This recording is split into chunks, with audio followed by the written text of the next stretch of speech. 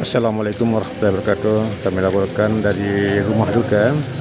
Saat ini jenazah sudah tiba bersama dengan keluarga dari Rumah Sakit Alam Malik Medan.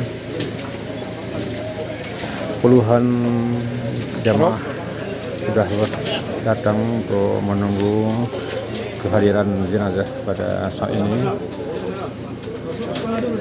Kita saksikan bersama. Inilah jenazah Bapak Dr.